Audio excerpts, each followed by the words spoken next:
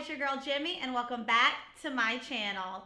I am a little under the weather today, so I'm sticking to my tea, but you are not off the hook. I have a lot of thoughts, so make sure you have a lot of wine. Before we get into recapping this week's episode of Peak of Love, I want to send my condolences to the family of Alexis from Are You the One season 6. She passed away on Thursday. Alexis was my all-time favorite Are You the One cast member. I think in a time where people want to be social media famous, Instagram models, Alexis just wanted to tell her true story and share who she was with everyone. I am very grateful that we got to all watch Alexis' story play out, and I am just sending my thoughts to her friends and her family because we lost a real one on Thursday. So rest in peace, Alexis. We're gonna switch it up. We're not gonna do a normal recap today. Last episode, a lot of you are confused. A lot of you are not really following the storyline. You're not sure what's going on. So we're not recapping today. We're doing some checking in. I'm gonna explain some things that y'all don't understand, and I'm gonna hit y'all with a little behind the scenes tea. Everyone is asking why I was so pissed the day that I was headed to the peak. And I literally do not speak that entire time that we're at the peak. We were woken up that morning, and I went to the PA that wakes us up, and I was like, hey girl, I'm sick. If I go to the peak today, I'm gonna get sick because y'all, I have the immune system of a bitch baby, and I know when I'm getting sick. Please tell the higher ups, aka the actual producers, that your girl cannot go to the peak today. She's like, no, you're fine. I'll tell him you're not going to the peak. And then, bam, my face pops up on the icicle thing to go to the peak. I'm like, did sis just play me? Get to the peak, I'm like complaining to the high up producers.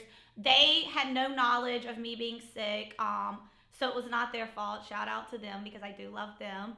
But that's also why you see me doing like a costume change. I'm in the house in one outfit, but in the peak of the different outfit, because it was freezing that day. Spoiler alert, yes, I'm gonna get sick. I knew it was gonna happen. So that's why I was so mad and not providing any content from the peak.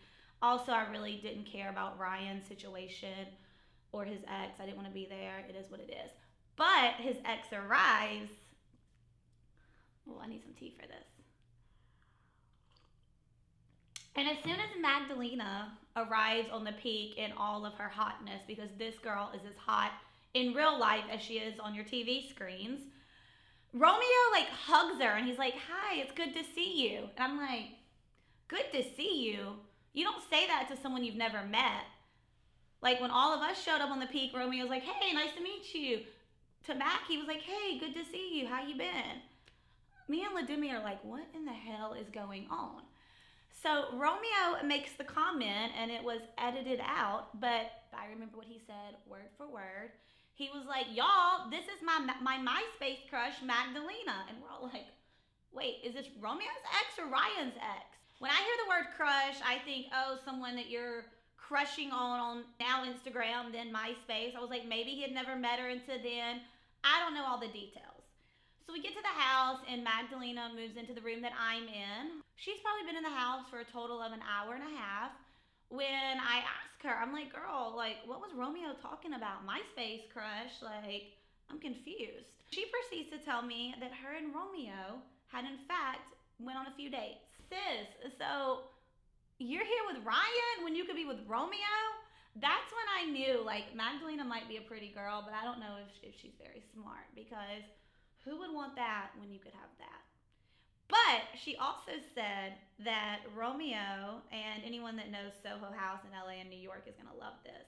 She said that Romeo could not get her into Soho House. She said that they went, he couldn't get a table. So maybe Ryan has better luck getting tables at Soho House, and that's why she picked Ryan over Romeo. Speaking of Magdalena, a little bit more info. She was supposed to be on Double Shot of Love, which many of you know is Vinny and Paulie's show. I'm not really sure why that didn't happen and how she ended up on Peak instead, but personally, I think you made the wrong decision, sis. They already have a spinoff happening. Welcome to the Peak. I think you made the wrong decision. Time shall tell. Maybe you are here to get Ryan back, and maybe y'all do live happily ever after. Who knows? So that's the Magdalena tea. She has two exes on the peak, and one of them happens to be the host that is Romeo Miller. Y'all gotta stop calling Ryan oatmeal. I've been seeing those tweets, and we'll discuss that later. Y'all straight calling that man oatmeal. It's funny. Very curious to see how they edit the Magdalena and Ryan story. There are some things that are gonna happen that are gonna be like very WTF moments. But as of now, Magdalena says she's back in the house to get Ryan back, that she wants to catch a husband, catch a stepfather for her daughter. So we'll see how that goes. Yes, we get the message from Laurel. At first, when Laurel delivers the message, we think only the exes are going to be able to vote. So we all get really excited, thinking, oh, it's just the exes. We have all the power now. Unfortunately, it's all the singles and all the exes with the vote. And what you didn't see is Laurel says all the exes have a vote, even the eliminated ones. And she goes, my vote is for Nicole, and puts it into the pine cone, porky, what is that? Pine cone. She puts her vote in the pine cone, and then she says, oh, and Megan also has a vote, and her vote is for Nicole. So you did not see that, but Nicole had two votes going into the elimination, the ice ceremony, where a single is going to leave. The truth of the matter is only two singles were going to possibly be iced out, and that was Daniel and Allie. The Daniel thing I don't have to explain. You all have eyes and ears. You see this weirdo on your television screen. Y'all get why he's on the chopping block. The Allie part, none of you understood, and I get why, because Allie's been getting a lot of camera time. She's been getting a good edit. So everyone's like, wait, why does half the house hate Allie? And when I complain about production's editing, I want to make it very clear, it's not the production that's filming with us in the house. They are OGs. I loved everyone on production, except that one production assistant that made me go to the peak and got me sick. I don't like her. But just know when I complain about production and editing, it's post-production. It's not the people that were living in that house with us and capturing the real shit. They're all real ones. You know who you are, especially Jen. I am going to make it very simple of why people didn't like Allie. When I came into the house, she was hated by pretty much everybody. And I'm like, I get good vibes from her. And if I get good vibes from you, like, I trust my instincts more than I trust other people. So I'm like, Allie's a good chick. Why don't people like her? So I just went straight to the source and asked Allie, and I'm just going to read the text message. I texted Allie this morning, and I explained to her that I was going to speak on this in the recap. And I said, will you give me a brief rundown of why they didn't like you in the beginning and anything specific you would want me to speak on? So these are Allie's words, not mine. I believe most of the things she's saying here. I will say that. Her exact words were, oh yeah, shed some light, sis. Basically, Jemmye told me a few days in that I was the weakest bitch in the house and that she didn't like me. I wasn't here for this. I can't speak on what Jemmye said to Allie or what Allie said to Jemmye. All I'm saying in this recap right now is that Allie is saying Jemmye called her the weakest bitch in the house. Bullet point number one. So Jemmye does not like Allie. That's probably one vote. And then when the sauna happened with Nicole, everyone turned on me a little more because they were bros with Nicole and she was talking shit. After the Laurel and Nicole sauna drama, Nicole cut things off with Allie, and Nicole's the type of person, if she's done with you, she wants the whole house to be done with you. So this, I believe, I came in when Nicole was like, Allie's so stupid, Allie's so annoying, this and that, and was talking mad about Allie. And then I find out, like, wait, y'all made out, y'all were a thing. I didn't even know any of that happened because of the way that Nicole was dragging Allie.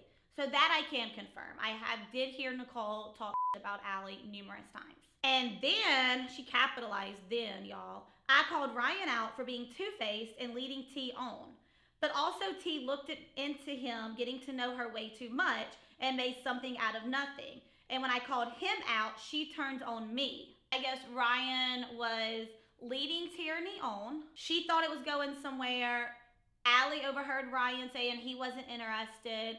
Allie calls Ryan out, and instead of getting mad at Ryan, Tierney takes it out on Allie. And y'all, let me tell you, Tierney and Allie had some drama in this house. They're like besties now.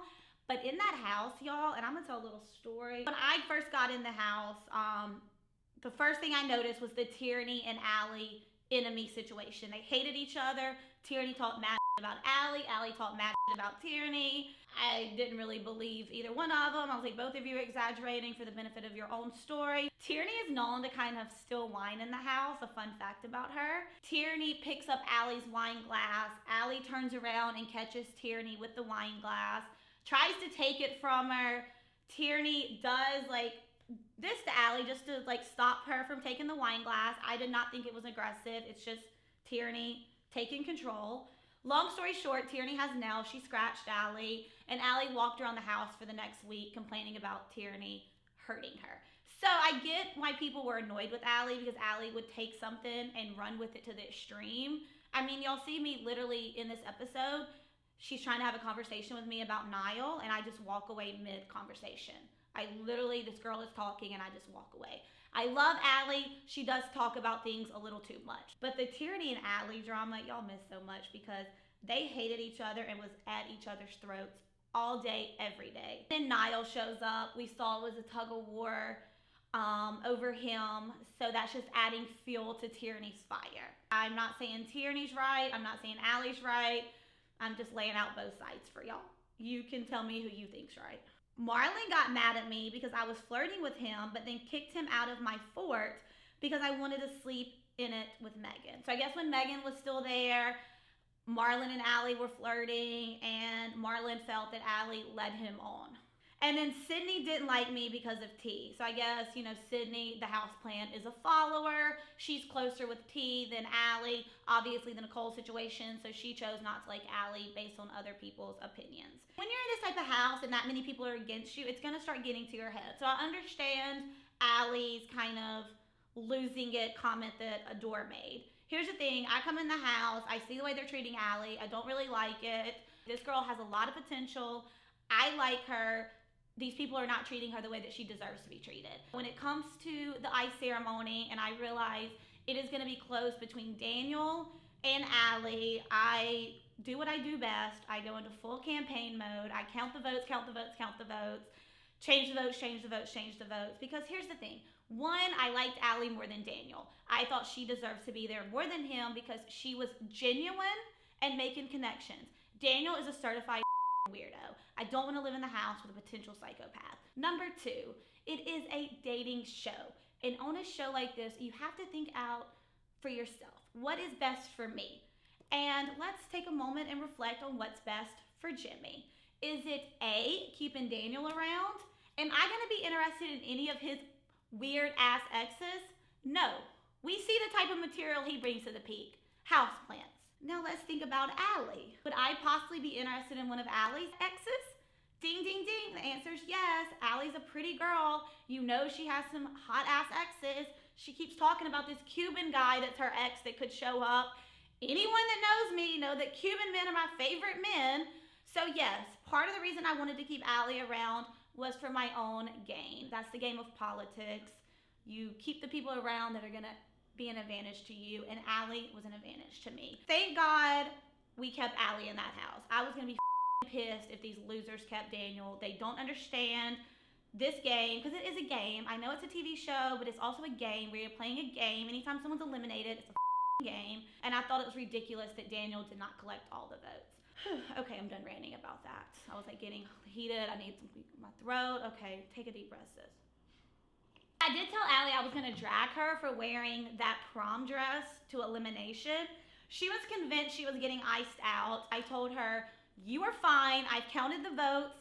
Don't put that prom dress on, sis. She put the prom dress on anyway. And luckily, my girl stayed in the house. And I think she's going to be bringing some good things to the chalet very soon. So cheers to everyone that voted Daniel out. If you voted Allie out, you're a dum-dum, but it is what it is.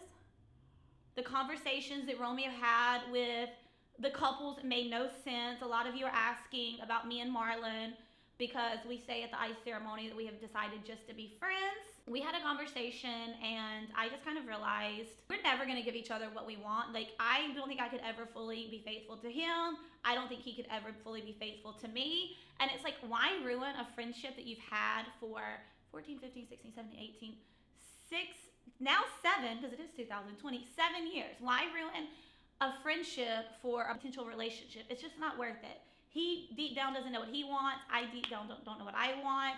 So we decided to protect the friendship over the potential relationship. So we will be exploring different things in the house, and we will see how that goes. The only single that's currently with their ex is Ryan and Magdalena. Mag just got in the house. Ryan told all the guys, which they should have showed this. He told all the guys that she was off limits. He was basically like, I'm pissing on her. She's my territory. When I came in that house, I knew that he was putting on a character, a role, like the face that we wanted him to see. I always kind of got bad vibes. Like, he's not showing us, there's like no depth to him. Like, I can't cut this onion and figure it out type of thing. And I don't like when I can't figure people out. She is not your property. Just because she's here as your ex does not mean you own her. So that's when I started really seeing Ryan's true colors, when he told the guys that she was off limits. Georgia, Callum are pretty much in a relationship. And then we have Sydney and Nicole, who are doing God knows what. We'll see how that goes, because we all know that Nicole's in love with Ashley, and Ashley's the love of Nicole's life. And if Ashley comes in the house, she's gonna be with Ashley. So we'll see what happens, because Sydney, you are treading in some deep water, and I don't know if you are capable of swimming in this water. So we shall see. The only smart thing Daniel said on this entire show is when he told Sydney to be careful, because she's essentially playing with fire. Everyone else is just kind of ready for new opportunities. Jemmye is feeling Sam. Sam makes it clear at the ice ceremony that he's feeling Tierney. So y'all gonna stop calling my girl thirsty, because she might have just locked down a man. Sis got her IV. She's not dehydrated anymore. Also, happy birthday, Tierney. It's her birthday week. I was a little hard on Tierney last week. I do love her. Y'all, anyone that should knows me, I'm going to just keep it honest, whether you're my friend or not. No one's safe from this dragging. That's just the rules. Jemmye's a little upset. Sam picked Tierney over her. Who would you pick? Let me know in the comments. Team Tierney or Team Jemmye? Every time new exes come in, there is an opportunity for new connections. And this was not shown, but I think that you should just keep this in your mind. At the ice ceremony, I told Romeo, now that me and Marlon are going our separate ways and we want to explore new opportunities, I think you need to spice things up. So I asked Romeo to spice things up at the ice ceremony and to maybe bring in some spicy new potentials. So let's see if Romeo can deliver what I ask of him. That is pretty much the recap this week. Like I said, I didn't really want to recap. I just wanted to check in. But we are not ending this episode without reading some tweets from y'all. The first tweet actually comes from a fellow cast member, Jack. We gave them so much content and they aired the most boring shit. Don't blame us. See, I told y'all, it's the production, not the cast. Everyone hugging Daniel for nothing. They didn't even talk to him. That's so real. And for the record, I did not hug Daniel goodbye, because if I vote you out, then I'm not gonna hug you. I also looked at his Instagram today, because I don't follow him on Instagram. I looked at his Instagram, and like, on his Instagram, he actually does look hot. Cause like he doesn't have a voice or an opinion. I was like seeing photos. I'm like, I guess I could see why casting directors think he's hot initially. But then you have to Skype with him and have phone conversations. I have no clue how this weirdo has made it onto 8 dating shows. It just shows you anything's possible if you're a white man with abs. I guess at some point he was like, maybe next show. He said that in his like going away interview. Daniel, please stay away from our TV screens forever. Y'all are so ruthless. Wait, Magdalena dated the PA? How did he bag her? Y'all, everyone really calls Ryan the PA. Also, I did call Ryan the PA on Twitter to Ryan to see if he would like, he did not say anything back, which is probably best. Hear me out. The whole cast with Nicole's ponytail photoshopped on their heads. I wonder who would look the most ridiculous. It would still be Nicole. Did y'all see that she had on like normal clothes at the ice ceremony? She was dressed in like normal Nicole attire. That's because I told her, Nicole, wear what you want to wear. Stop making them like put you in dresses. You don't feel comfortable in dresses. You don't look right in dresses. Wear what you want to wear. Granted, she looked like a waitress at Olive Garden, but she still looked nice in her all black. And she had the braids. She didn't have the ponytail. She's switching it up on y'all. Nicole got saved this week. We did not drag Nicole. The trash was taken out before the recap, so we didn't have to take it out mid-recap. But next week, we resume the schedule of dragging Nicole. Guess Magdalena is a huge fan of oatmeal. The only reason I can understand her attraction to Ryan. Y'all are so messy.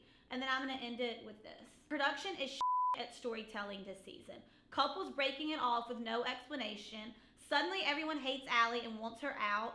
Ryan existing, etc. Do better next time. I do think that this episode was really confusing. I hope this recap helped you understand. Y'all be sure you're subscribed to my channel with those notifications on. Like this video if you're happy that Daniel exited the chalet. And please share all your thoughts and comments on Allie staying and the Magdalena drama. 2 more exes come next week, so let's just hope for some more drama. Cheers, y'all.